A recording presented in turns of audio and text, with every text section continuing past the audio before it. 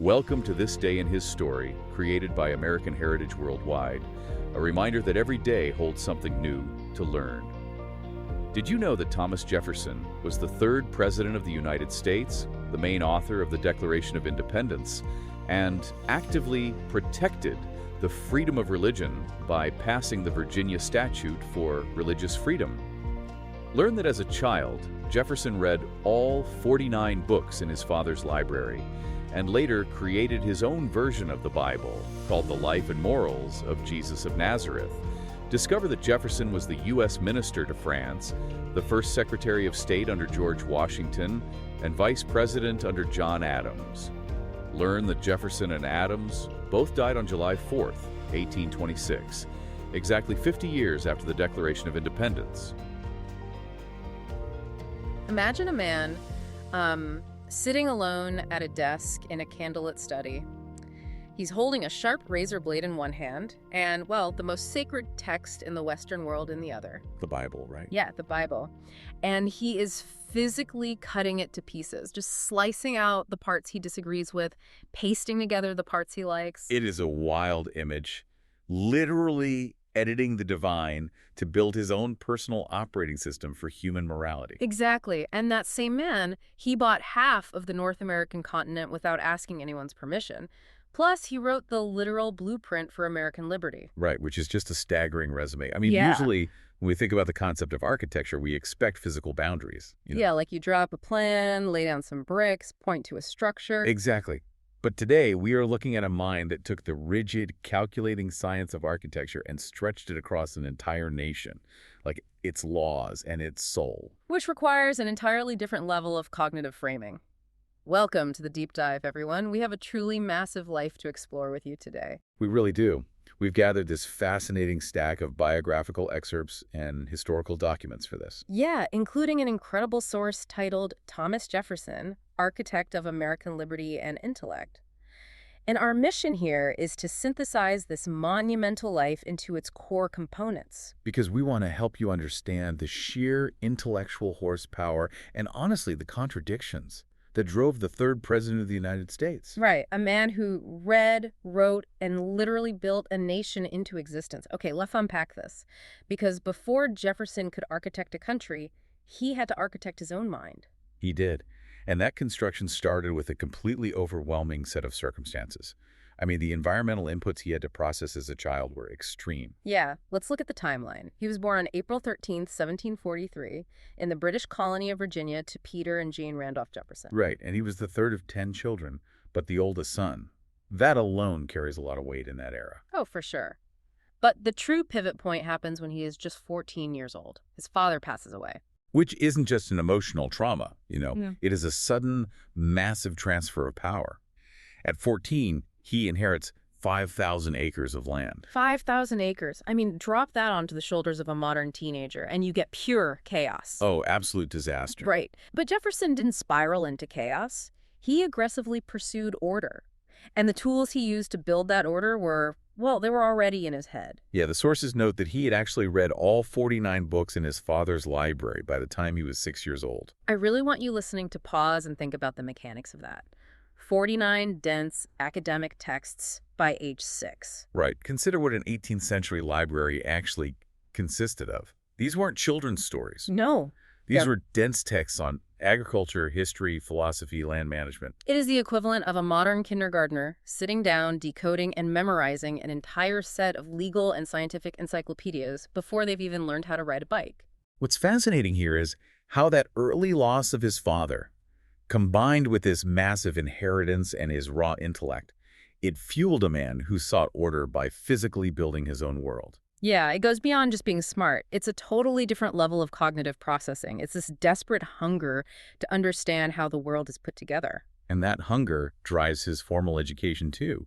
He attends the College of William and Mary, but his approach to his career is entirely structural. Right, because in that era, there were no law schools you could just, apply to.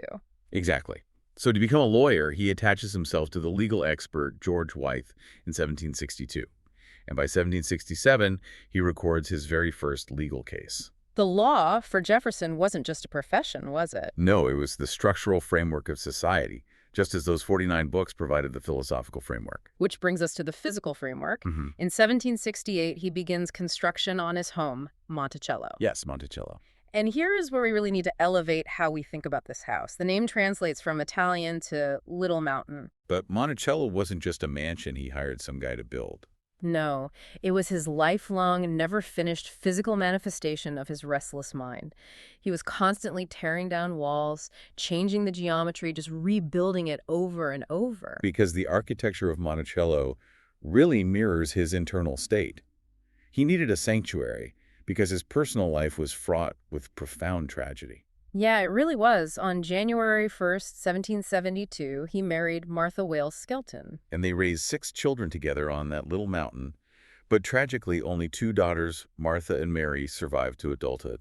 It's heartbreaking. And then a mere 10 years into their marriage, his wife Martha passed away. Yeah, he called her the cherished companion of my life. The devastation he felt was absolute. So you have this man, he lost his father young, lost 4 of his children, lost the love of his life. Just compounding grief. Exactly. And yet, instead of folding inward permanently and becoming a recluse on his mountain, he takes all of that gathered intellect, all of that need for structural order, and turns it violently outward onto the world stage. He completely shifts from absorbing knowledge to weaponizing it. Yes. The scope of his ambition scales up dramatically. He looks at the British Empire and decides the architecture of their rule is just fundamentally flawed. So in 1776, he drafts the Declaration of Independence. And notice the mechanism here. He doesn't just write a philosophical essay for his buddies to read. Right, he sends it directly to King George III. Explicitly stating that the American colonies intended to make their own laws. It is a staggering act of legal and philosophical rebellion. He is literally serving an eviction notice to an empire. He really is. And once he drafts the birth certificate of the nation, he realizes a country needs more than just independence. It needs a civic operating system. So he doesn't stop. In 1777, he introduces the Bill for Religious Freedom in the Virginia legislature. Which eventually passes in 1786. Right. And he also serves as the governor of Virginia from 1779 to 1781. Plus, in 1779, he signs a proclamation for a day of thanksgiving and prayer. He is relentlessly drafting the boundaries of how citizens interact with each other and with their beliefs. And then he takes that blueprint international. Mm-hmm. In 1784, he serves as the U.S. Minister to France, stepping into the shoes of Benjamin Franklin. He is in Europe witnessing the absolute height of the Enlightenment. Right. Okay, but I have to push back here because this is where the timeline always confuses me. Oh, how so? Well, you have Jefferson, this rugged, intense political philosopher, actively forging a brand new, scrappy democratic government. Right. Right? A scrappy startup nation.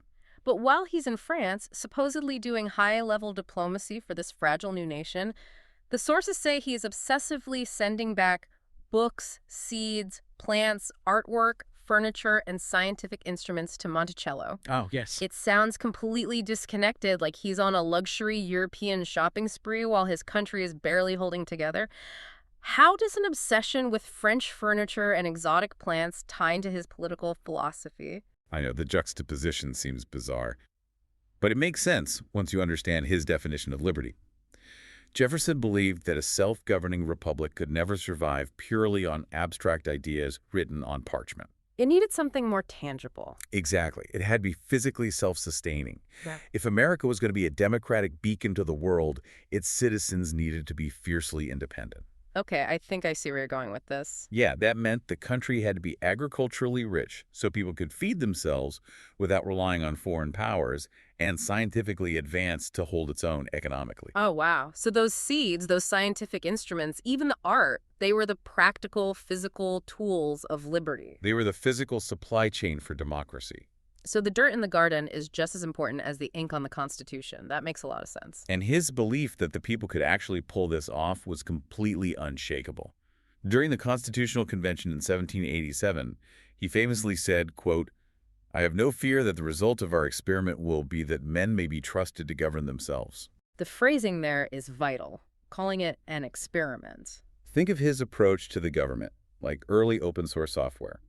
He was writing the foundational code, but he fully expected it to be tested, stressed, and proven in the real world. Right, and having established the theories of liberty, Jefferson then takes the reins to execute the experiment himself. He steps into the executive branch to run the machine he helped design. Yes, in 1790, He serves as the first Secretary of State under George Washington. Then he becomes vice president under John Adams. And then, in 1801, he actually defeats Adams to become the third president of the United States, serving until 1809. And as president, he brings that architectural efficiency straight to the federal budget. Yeah. He decreased the national debt by 1/3, and he firmly championed freedom of the press. But the defining moment of his presidency, and perhaps the greatest paradox of his political life, is the Louisiana Purchase. He doubled the size of the country overnight. Here's where it gets really interesting, because we have to talk about the how and the why of that purchase. It is quite the story. He basically buys a continent-sized mystery storage unit, completely sight unseen, and then organizes the Lewis and Clark expedition. They spend 2 years walking into the total unknown just to see what he actually bought. 2 whole years of mapping the territory. But from a legal standpoint, this was a massive contradiction for him, wasn't it? Oh, a profound contradiction. Jefferson was famously a strict constructionist. He believed the government could only do exactly what was explicitly written in the constitutional blueprint, nothing more. But that blueprint absolutely did not give the president the power to buy half a continent from France. Right. He had to betray his own strict architectural rules. Why? Because his ultimate philosophical vision overrode his legal rigidity. He believed deeply in an agrarian republic, right? A nation of independent farmers. Exactly. And to sustain that experiment for generations, the republic desperately needed physical space to grow. So he had to break the rules of the blueprint to save the house. That's a great way to put it. And he was fiercely protective of that expanding house, even globally. Like in 1803, when the ship USS Philadelphia was captured by pirates off the Mediterranean coast. He didn't hesitate. Not at all. He didn't wait for diplomacy to sort it out. He sent in the Navy and the Marines. And that victory against Tripoli is immortalized in the Marines' hymn with the lyric, "To the Shores of Tripoli." He expanded the borders, and he proved he would use the military to protect American interests literally anywhere on Earth. The sheer scale of his output during his presidency is exhausting just to analyze. It really is. But as his time in office concludes and he moves into his twilight years, the narrative shifts again. Right. Having successfully expanded and defended the physical map of the country, his focus returns to the internal map. He begins to concentrate intensely on intellectual borders, defining personal morality, and repairing the damage left in the wake of his ambition. Which brings us to one of the most compelling human elements in the source material, his relationship with John Adams. Oh, this is a fascinating dynamic. If you're listening to this and feeling exhausted by the toxic, chaotic nature of modern politics, you really have to hear this. Jefferson and Adams met in 1775 during the Continental Congress. They were close allies who helped birth the nation together. Right, but partisan politics tore them apart. They became bitter, fierce rivals. I mean, Jefferson literally orchestrated Adams's political defeat for the presidency. They openly despised what the other stood for. They really did. And yet, in the last years of their lives, they managed to completely renew their friendship. And the mechanism of that reconciliation was just a massive volume of letters. They didn't just exchange pleasantries either. No, they debated philosophy, religion, the nature of aristocracy, and the future of the nation they built. But they did it with a renewed, profound respect. It is a masterclass in separating ideological disagreement from fundamental human dignity. And the universe seemingly rewarded that reconciliation with an ending that is almost too poetic to be real history. It's unbelievable. Thomas Jefferson and John Adams died on the exact same day, July 4th, 1826. The 50th anniversary of the Declaration of Independence. You could pitch that to a Hollywood studio, and they would reject it for being too unbelievable. They absolutely would. It is an astonishing historical footnote. But even as he was writing those final letters to Adams, Jefferson's compulsion to build never stopped. Right. In 1819, he founded the University of Virginia. Because if he couldn't govern the country anymore, he was going to architect the minds of the next generation of leaders. And part of architecting those minds involved a very deep, highly controversial exploration of religion and morality. Which goes back to the Bill for Religious Freedom we mentioned earlier. Yes, he championed the Virginia Statute for Religious Freedom. He firmly believed the government had absolutely no business telling you how to pray. But his personal views were incredibly specific. He believed the Bible was a source of higher thinking. Yeah, on November 4th, 1820, he wrote, quote, "I hold the precepts of Jesus as delivered by himself to be the most pure, benevolent, and sublime which have ever been preached to man." But he didn't view the text the way Orthodox institutions did. Which leads right back to the image we started this discussion with. The razor blade. Exactly. Yeah. Jefferson actually took a razor blade to the four Gospels. He physically cut out the passages containing miracles, supernatural events, and dogma. And he pasted together only the moral philosophy and ethical teachings, compiling them into his own private book. The Jefferson Bible. Officially titled The Life and Morals of Jesus of Nazareth. And this wasn't just a quirky weekend arts and crafts project that was lost to history either. No, in 1904, 9,000 copies of it were printed specifically for the use of Congress to promote good behavior among lawmakers. You can see how heavily he weighed this connection between divine creation and human freedom in the words etched into the Jefferson Memorial. Right, what does it say? Quote, God who gave us life gave us liberty. Can the liberties of a nation be secure when we have removed a conviction that these liberties are the gift of God? Indeed, I tremble for my country when I reflect that God is just, that his justice cannot sleep forever. It's powerful. It is. Okay, but I need you to help me reconcile this. All right, shoot. On one hand, he is the ultimate champion of the separation of church and state. On the other hand, he is literally curating a religious text and pulling what he sees as the ultimate moral code exclusively from the Christian Gospels. How do those two conflicting ideas exist inside the same architectural mind without collapsing? This raises an important question, and the answer goes straight to the foundation of everything he built. Think about the mechanics of a monarchy. Okay, a king. Right. A king forces you to behave through the threat of violence and external laws. Jefferson removed the king. So there's no external enforcer. Exactly. But he recognized a terrifying reality. If men are truly going to be trusted to govern themselves in a free society, they desperately need the highest possible internal moral compass. Because without an external ruler forcing you to be good, the citizens have to regulate their own behavior. Precisely. If the walls of the house aren't holding you up, your own spine has to do it. That's beautifully said. For Jefferson, he analyzed the world's philosophies and concluded that this internal compass was best calibrated by the pure ethics of Jesus. He was trying to separate the moral philosophy from the institutional church. He believed that to keep the experiment of American liberty from descending into anarchy, the people needed a shared baseline ethical code. He wasn't building a religion, he was building a moral infrastructure for a free republic.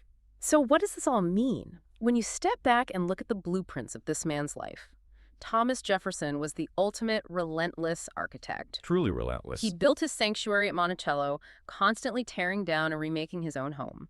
He founded the University of Virginia to cultivate and structure young minds. He drafted the Declaration of Independence to build a brand new nation. He broke his own rules to expand the physical map of the country by an unimaginable scale.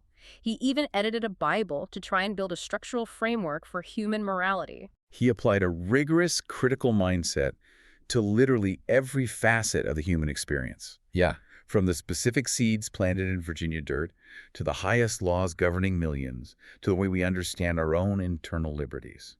Nothing was immune from his analysis. And for you listening right now, this isn't just a dusty recounting of 18th century trivia. Not at all. By taking the time to be here, by seeking out knowledge, by analyzing these historical mechanisms with us, and by pursuing your own self-education, you are actively participating in the exact kind of intellectual rigor that Jefferson believed was the absolute lifeblood of a free society. You are doing the heavy lifting that keeps the experiment running. Exactly. And as we wrap up this deep dive into the sources, I want to leave you with one final thing to ponder. Let's hear it. Think about the sheer audacity of Thomas Jefferson. Yeah. Here's a man sitting in his private library who decides he has the intellectual authority to edit the governance of a global empire. And later in life, he has the supreme confidence to literally cut and paste the most sacred text in the Western world simply to extract what he saw as its moral core. It's wild to think about. It really is. It makes you wonder, what established system, what rigid rule book, or what unquestionable text in your own life or industry are you currently accepting as totally fixed and unchangeable that might actually just be waiting for your edits? Thank you for joining us for this day in his story. May the lessons of yesterday inspire you to see God's hand today and to play your part in his story now. For more faith-based learning, visit ahsworldwide.org, the homeschool for faith and family.